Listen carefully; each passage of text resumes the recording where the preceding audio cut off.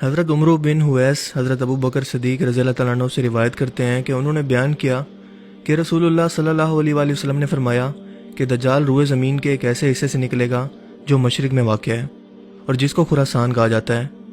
اس کے ساتھ لوگوں کے کتنے ہی گروہ ہوں گے، ان میں سے ایک گروہ کے لوگوں کے چہرے پر تہ بتہ پھولی ہوئی ڈھال کے مانند ہوں گے۔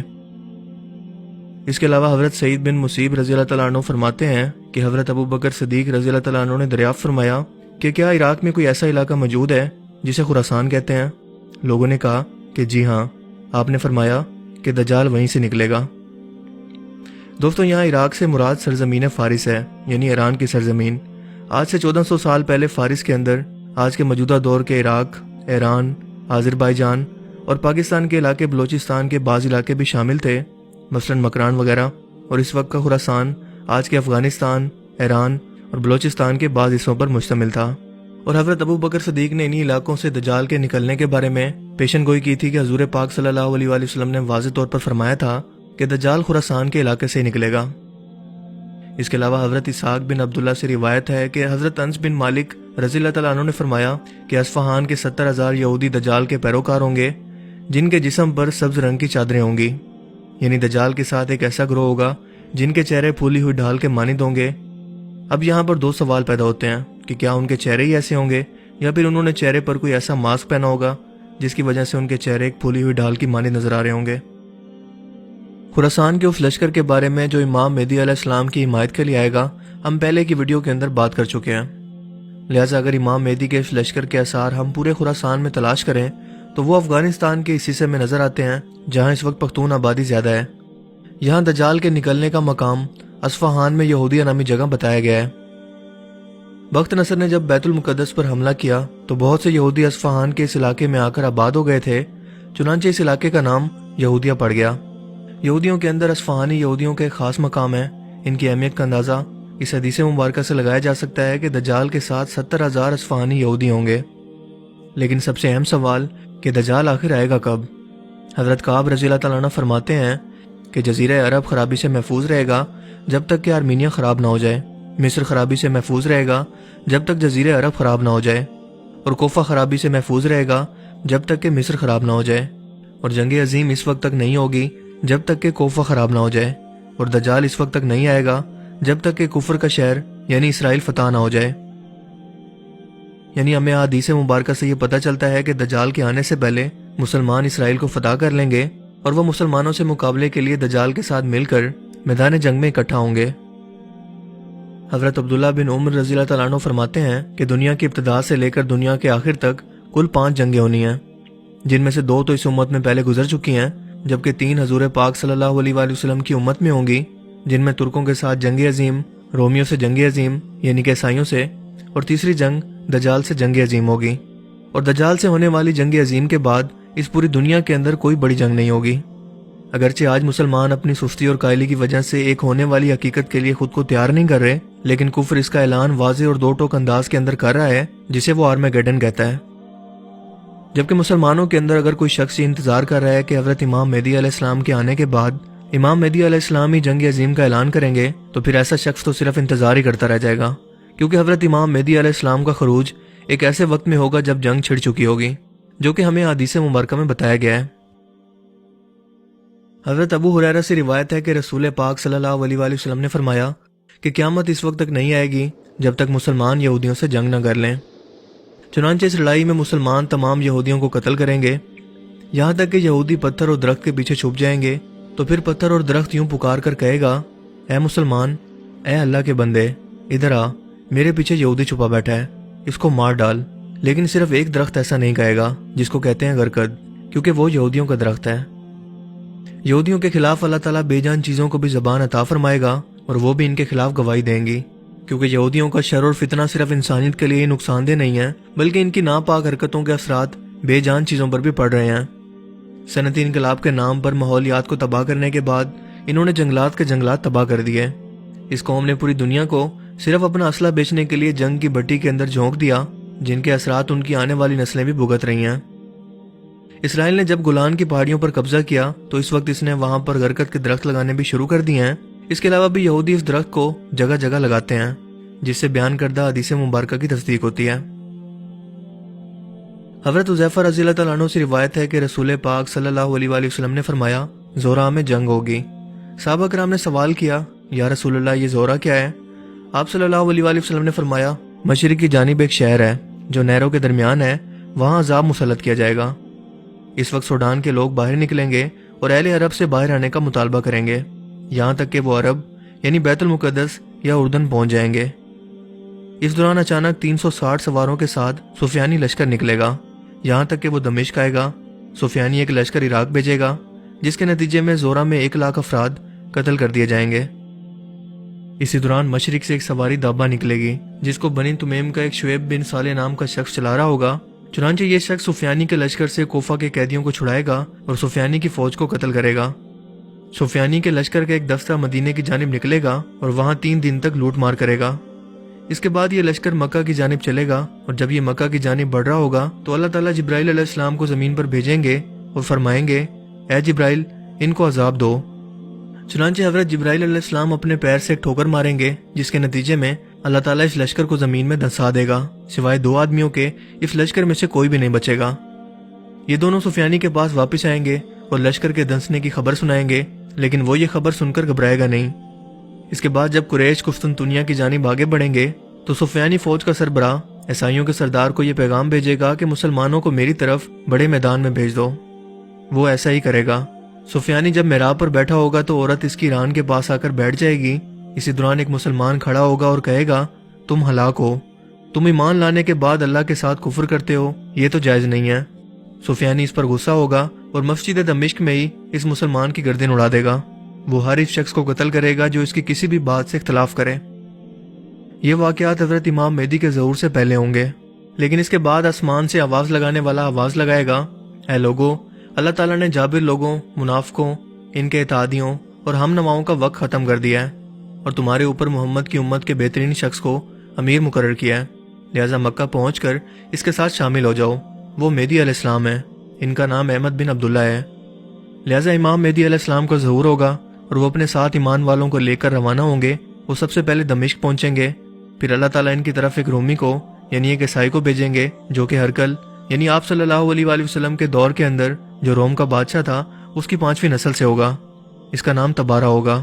یہ شخص بڑا جنگجو ہوگا۔ مسلمان اس سے 7 سال کے لیے صلح کر لیں گے، لیکن یہ شخص صلح کا معاہدہ پہلے ہی توڑ دے گا، لہٰذا مسلمان اس سے جنگ کریں گے اور اس کے علاقے کو فتح کرنے کے بعد مال غنیمت حاصل کریں گے۔ لیکن اس کے بعد کے واقعات کا ذکر ہے کہ عیسائی مسلمانوں کے ساتھ دھوکہ کریں گے اور مسلمانوں کی ایک بہت بڑی جماعت اس دھوکے کے نتیجے میں ختم ہو جائے گی۔ اس کے بعد تقریباً 9 مہینے کا وقت، جس کو عورت کی مدت حمل کے برابر کا وقت کہا گیا ہے، مسلمان دوبارہ تیاری کریں گے اور ان کفار کے خلاف اکٹھا ہوں گے جو کل 8 جھنڈوں کے نیچے ایک اپنا بہت بڑا گڑھ جوڑ بنا کر مسلمانوں کے مقابلے کے لیے آئیں گے۔ مسلمان قسطنطنیہ میں داخل ہو جائیں گے، اس کے بعد روم کو فتح کریں گے یعنی عیسائیوں پر غلبہ حاصل کریں گے۔ ان جنگوں کے بارے میں بیان ہوتا ہے کہ مسلمان یہاں پر 4 لاکھ کافروں کو قتل کریں گے۔ مسلمان اس وقت سونے اور جواہرات کا بڑا خزانہ نکال رہے ہوں گے اور وہ دارالبلات میں موجود ہوں گے، جسے آج کے دور کے اندر آپ وائٹ ہاؤس کہہ سکتے ہیں۔ اللہ کے رسول سے پوچھا گیا کہ یہ دارالبلات کیا ہے؟ آپ صلی اللہ علیہ وآلہ وسلم نے فرمایا بادشاہ کا محل۔ تم وہاں پر 1 سال تک رہو گے، وہاں مسجد تعمیر کرو گے، پھر اس کے بعد وہاں سے سفر شروع کرو گے اور ایک ایسے شہر میں آؤ گے جس کو قدماریہ کہتے ہیں۔ تم ابھی خزانے تقسیم کر رہے ہوگے کہ ابھی اعلان ہوگا کہ دجال نے تمہاری غیر موجودگی کے اندر تمہارے گھروں میں حملہ کر دیا ہے، لیکن یہ خبر جھوٹی ہوگی۔ لیکن یہ خبر سن کر تم مکہ کے مقام پر جو کہ حیفا کے قریب اسرائیل کا شہر ہے، وہاں سے 1000 کشتیوں میں سوار ہو کر اردن سے گزرو گے۔ تمہارے 4 لشکر ہوں گے، ایک مشرق والوں کا، دوسرا مغرب والوں کا، تیسرا شام والوں کا اور چوتھا اہل حجاز کا، یعنی تم متحد ہو چکے ہوگے، بالکل ایسے ہی جیسے ایک ہی باپ کی اولاد ہو۔ اللہ تعالیٰ تمہارے اندر سے کینہ اور بغض کو ختم کر دے گا، لہٰذا تم جہازوں میں سوار ہو کر عکا سے روم کی جانب روانہ ہوگے۔ ہوا تمہارے تابع کر دی جائے گی، بالکل ایسے ہی جیسے حضرت سلیمان علیہ السلام کے تابع تھی۔ تم فوراً سے پہلے روم پہنچ جاؤ گے۔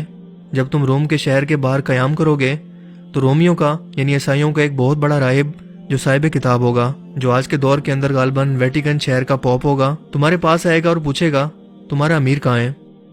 ان کو مسلمانوں کے امیر سے ملوایا جائے گا۔ چنانچہ وہ راہب ان کے پاس بیٹھ جائے گا اور ان سے اللہ تعالیٰ کی صفت، فرشتوں کی صفت، جنت اور جہنم کی صفت، حضرت آدم علیہ السلام اور انبیاء کرام کی صفت کے بارے میں سوال کرتے ہوئے حضرت موسیٰ علیہ السلام اور حضرت عیسیٰ علیہ السلام کے سلسلے تک پہنچ جائے گا، اور جب مسلمانوں کے امیر اس کے تمام سوالوں کے تسلی بخش جواب دے دیں گے تو وہ کہے گا کہ میں گواہی دیتا ہوں کہ تمہارا مسلمانوں کا دین اللہ اور نبیوں والا دین ہے، اور اللہ تعالیٰ اس دین کے علاوہ کسی دین سے راضی نہیں ہے۔ یہ سن کر راہب کچھ دیر کے لیے سجدے میں گر جائے گا، اس کے بعد کہے گا اس کے علاوہ میرا کوئی دین نہیں ہے۔ یہ وہی دین ہے جو موسیٰ علیہ السلام کا تھا، اور یہی وہ دین ہے جو عیسیٰ علیہ السلام پر اتارا گیا۔ اس کے بارے میں ہماری انجیل مقدس میں بھی درج ہے، اور ہمارے نبی محمد صلی اللہ علیہ وآلہ وسلم کے بارے میں بھی کہ وہ سرخ اونٹنی والے ہوں گے۔ تم لوگ اس شہر روم کے مالک ہو، سو مجھے اجازت دو کہ میں اپنے لوگوں کے پاس جاؤں اور ان لوگوں کو اس جنگ سے پہلے اسلام کی دعوت دوں۔ اور ظاہر ہے کہ اگر وہ انکار کریں گے تو ان پر ایک بہت بڑی جنگ مسلط ہوگی اور عذاب نازل ہوگا۔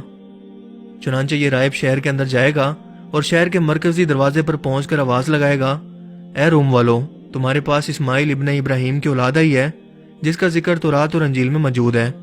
یہ وہی اولاد ہے جن کا نبی سرخ اونٹنی والا تھا، لہٰذا ان کی دعوت پر لبیک کہو اور ان کی اطاعت کر لو۔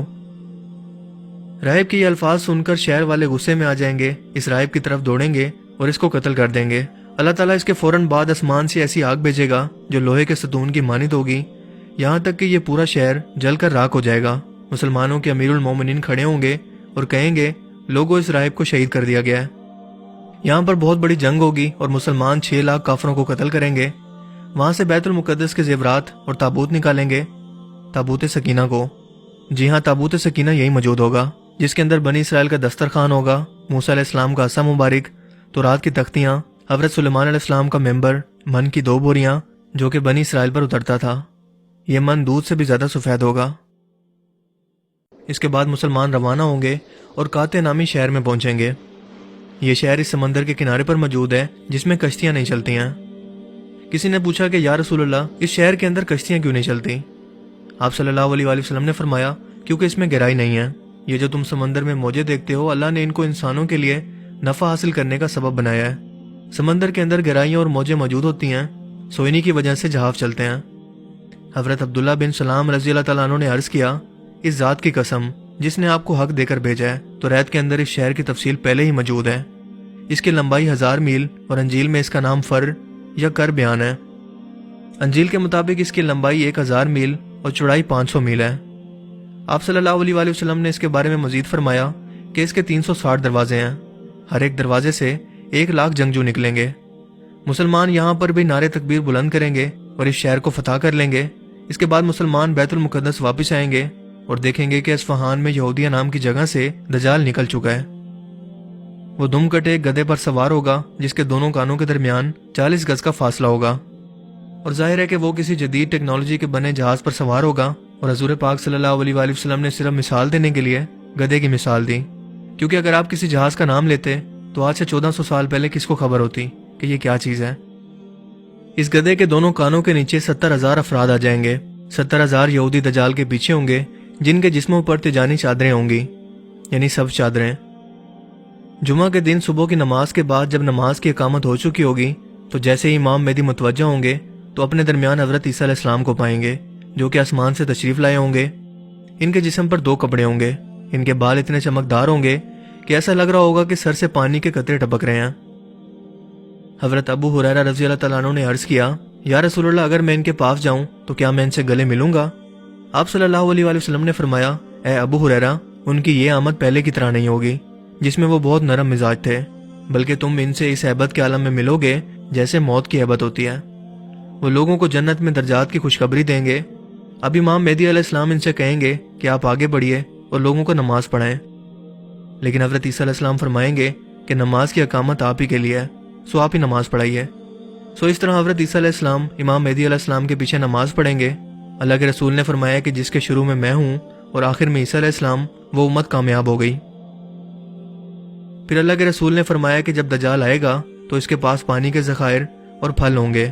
وہ آسمان کو حکم دے گا تو آسمان برس پڑے گا، زمین کو حکم دے گا تاکہ وہ اپنی پیداوار اگا دے۔ اس کے پاس کھانا تیار کرنے کا مکمل کنٹرول ہوگا، جو کہ پیکیجنگ فوڈ کی صورت میں ہم آج بھی دیکھ رہے ہیں، اور وہ تمام کا تمام فیکٹری سے تیار ہو کر آ رہا ہے۔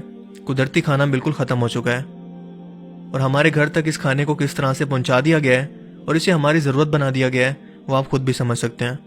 اور یہ تمام کی تمام کمپنیاں یہودیوں کی ہیں۔ دجال کا ایک فتنہ یہ بھی ہوگا کہ وہ ایک دیہاتی سے کہے گا جس کے ماں باپ مر چکے ہوں گے، کہے گا کہ کیا خیال ہے اگر میں تیرے والدین کو زندہ کر دوں تو کیا تو میرے رب ہونے کی گواہی دے گا؟ وہ دیہاتی کہے گا کہ کیوں نہیں۔ دجال 2 شیطانوں سے کہے گا کہ اس کے ماں باپ کی شکل بن کر اس کے سامنے آ جاؤ۔ ایسا ہی ہوگا، اور یہ دونوں جن اس کے ماں باپ کی شکل میں آ کر اسے کہیں گے اے بیٹے یہ تیرا رب ہے، اس کی اطاعت کر۔ اس کے بعد دجال پوری دنیا کے اندر گھومے گا اور پوری دنیا کے ہر ایک مقام، ہر ایک گاؤں میں داخل ہو سکے گا سوائے مکہ اور مدینہ کو چھوڑ کر، جس کے بعد حضرت عیسیٰ علیہ السلام فلسطین کے شہر لد کے مقام پر اسے قتل کریں گے۔ پہلے لد شہر فلسطین میں تھا، لیکن اس کے بعد جب اسرائیلی ریاست کو بنایا گیا تو یہ لد شہر اس وقت اسرائیل میں شامل ہے۔ اللہ تعالیٰ ہمیں بھی اس فتنے سے بچنے کی توفیق عطا فرمائے۔ آئی ہوپ کہ آج کی اس ویڈیو سے آپ کو بہت کچھ نیا جاننے کو ملا ہوگا اور آپ کو یہ ویڈیو پسند آیا ہوگا۔ اگر آپ کو یہ ویڈیو اچھا لگا تو اسے لائک کیجئے۔ اب میں ملوں گا آپ سے ایک نئی انٹرسٹنگ ویڈیو میں، تب تک کے لیے اپنا بہت سا خیال رکھیے گا۔ Thanks for watching this video. اللہ حافظ۔